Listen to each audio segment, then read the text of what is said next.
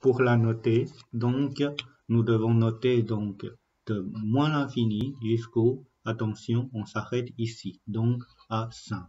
Donc, x appartient de moins l'infini jusqu'au moins 5. Moins l'infini, je sais bien que c'était crochet fermé, pardon, crochet ouvert, pardon. Et ensuite, le moins 5, en moins 5, la fonction est égale à 1. Ok, en x égale à moins 5, la fonction c'était égal à 1. Et là, je peux bien prendre quand c'était égal, ce qui signifie que je dois noter un crochet fermé pour moins 5. Ça, c'était donc pour le graphique 1. Pour le graphique 2 maintenant, là, je demande de résoudre f de x égale à y, f de x égale à g de x, f de x plus petit ou égal à g de x, f de y strictement plus petit que g de x, et f de x qui est, pardon, j'ai mélangé, f de x plus petit ou égal à g de x, et f de x strictement plus petit que g de x. Donc, pour celui-là, quand vous voyez des inégalités et vous avez deux fonctions, je vous avais montré en classe qu'il fallait commencer par découper le graphique en plusieurs zones. Et là, comme il y a deux points d'intersection, donc il y en a zone 1, zone 2 et zone 3.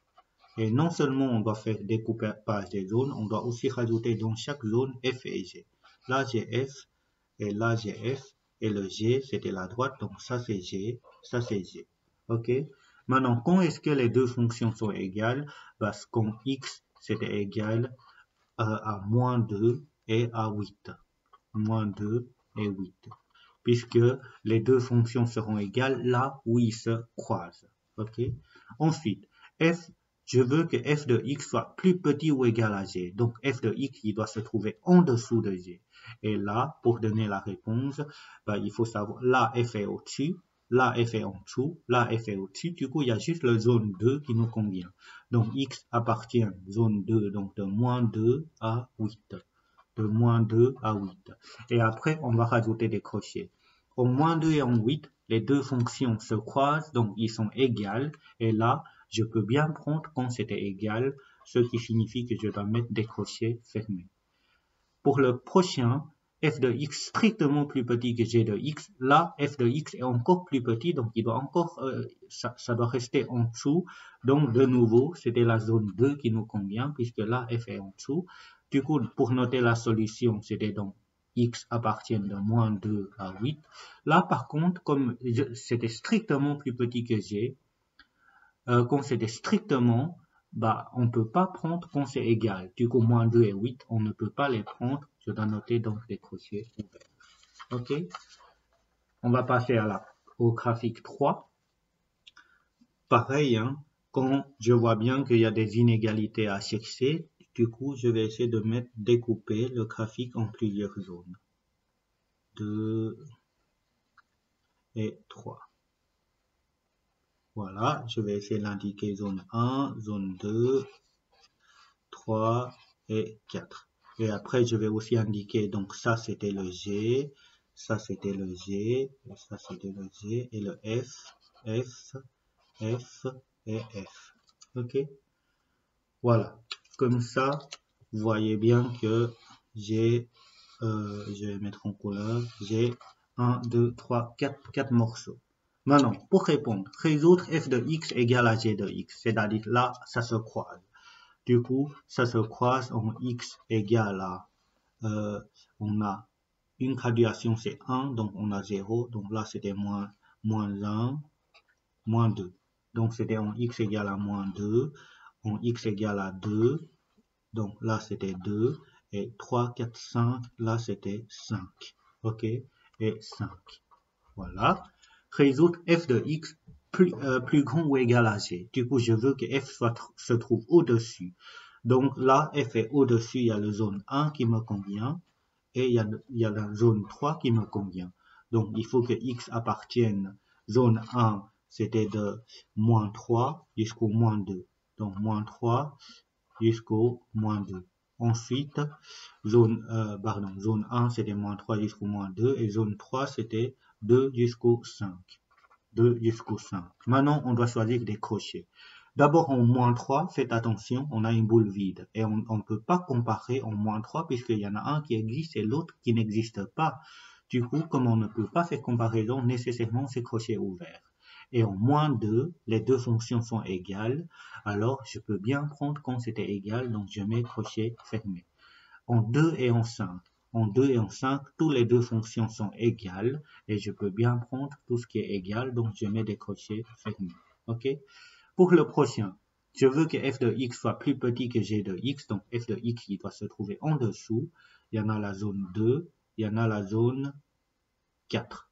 Donc, 2 et 4. Là, x appartient, donc la zone 2, c'était de moins 2 à 2, moins 2 à 2, union. Le 4, c'était 5 à 6, puisqu'on a 5 là et 6 là. 5 à 6. Maintenant, on va rajouter des crochets. Au moins 2 et 2, les deux fonctions sont égales, mais moi, je ne veux pas que ça soit égal. Donc, je mets crochet ouvert. En 5, les deux fonctions se touchent, donc ils sont égales, et moi, je ne veux pas.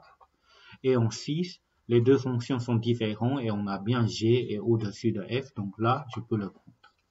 Voilà, ça c'était le troisième graphique. Maintenant, la question 5.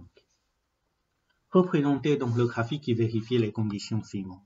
Là, comme je vous avais indiqué toujours, commencez par voir le domaine, éliminer les zones qu'on n'aura pas besoin. Donc, je vois que le domaine commence de moins 3 à plus l'infini. Donc, ça commence de moins 3 et en moins 3, c'est une valeur que je peux prendre, donc je mets des pointillés, ok, et tout ce qui se trouve devant, je peux les barrer.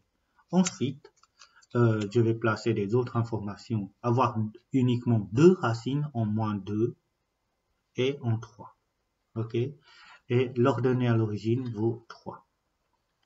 L'image de 5 vaut 4. L'image de 5 vaut 4. Voilà. Du coup, je sais que le graphique doit commencer ici, il doit aller jusqu'au bout et ça doit passer par ces points. Et je ne peux pas avoir au-delà de 3 racines, au-delà de 2 racines. Donc, ce que moi je peux faire, comme je vous l'avais dit, hein, pour ce genre de questions-là, il peut toujours avoir plusieurs réponses possibles. Donc, je vais essayer de vous montrer deux réponses. Une première réponse, c'était par exemple, je commence par un point qui est ici, je vais là. Ok, mais là, je vais pas descendre, puisque si je descends et je remonte, et je vais aller chercher ce point, là, je vais avoir une troisième racine qui va se rajouter.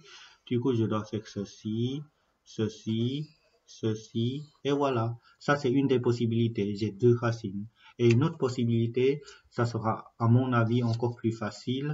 Si je commence un point là, je vais chercher ici, je vais aller là, je vais revenir ici, voilà, et même l'idée, ok? La seule différence que là, je commence au-dessus et là, je commence en dessous.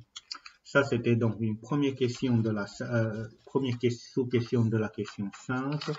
Maintenant, la deuxième, celui-là, ça va être un tout petit peu plus compliqué puisqu'il y a le domaine et des images. Donc, domaine commence de moins 6 à 5. Donc, et moins 6, je peux pas prendre, donc je trace une traite pleine pour dire que là, ça doit être une boule vide. Avant moins 6, j'ai rien. Et en 5, c'est une valeur que je peux prendre. Donc en 5, je mets des pointillés puisque là, je dois avoir une boule pleine. Là, je n'aurai pas besoin. Ensuite, moins 4, l'image commence de moins 4. Là, je dois avoir des pointillés. Pourquoi? Puisque en moins 4, il y a une valeur que je peux prendre. Donc là, j'ai pas besoin. Et en 5, là, c'est une traite pleine puisque en 5, je dois avoir une boule vide. Donc en 5, je ne peux pas prendre. Et voilà. Ensuite, je vais placer donc les autres informations. Avoir uniquement 3 racines en x égale à moins 4, en x égale à 0, et le dernier au choix. OK. Et puis, l'antécédent de 4 égale à moins 5 et égale à 4. On sont x égale à moins 5 et x égale à 4. L'antécédent de 4, donc l'antécédent c'était des x et là c'était des y. OK. Du coup, en x égale à moins 5, y égale à 4. En x égale à 4, y égale à 4. Voilà. On a donc le graphique. Maintenant, pour la tracer de nouveau, là, une proposition que j'aimerais bien vous donner, c'est que quand il y a l'intersection des deux droites pleines, moi je vais mettre une boule pleine, une boule vide ici. Je vais commencer en ce point-là. Ok. Voilà, je vais descendre. Là, est-ce qu'on peut descendre? Oui, on peut. Pourquoi pas? Mais si je veux pas descendre par là, je peux remonter, mais l'important c'est d'avoir une troisième racine. Donc, je vais descendre, je vais monter. Mais si maintenant je vais chercher ce point-là, directement, je sais pas vraiment descendre. Si, on va chercher là. Voilà, j'arrive là. Et le problème, c'est que il manque une racine. OK? Et en plus, je dois aller jusqu'au -4. Alors, à ce moment-là, ce que moi je peux faire, voilà, je vais descendre, je vais jusqu'au ce point. Comme ça, tout est vérifié. Ça, c'est une des possibilités. Maintenant, il y a encore beaucoup d'autres possibilités, hein. Je peux commencer. Mais je commence toujours par ici. OK? Je vais, voilà, là. Au lieu de descendre, je remonte. Je vais chercher un point ici. Je vais descendre jusqu'au tout au bas. Et je vais remonter pour avoir une troisième racine et je vais rejoindre le point ici. Mais là, faites attention, on ne peut pas aller jusqu'au ce point-là, puisqu'on doit s'arrêter pour une boule pleine. OK? Puisque je dois arriver à 5, compris. Alors, si vous allez jusque-là, vous devez mettre une boule vide. Là, en 5, ça va devenir ouvert. Donc, ce n'est pas tout à fait correct. Voilà. Maintenant, il reste encore deux problèmes. Donc, les problèmes, c'est la suivante. Nous avons donc, on vous donne donc le graphique qui reprend l'évolution de la température de Namur en trait pleine et de Gond. Et sur base de ça, ah oui, c'est la température de Noël 2019. Et sur base de ça, on vous demande de répondre aux questions.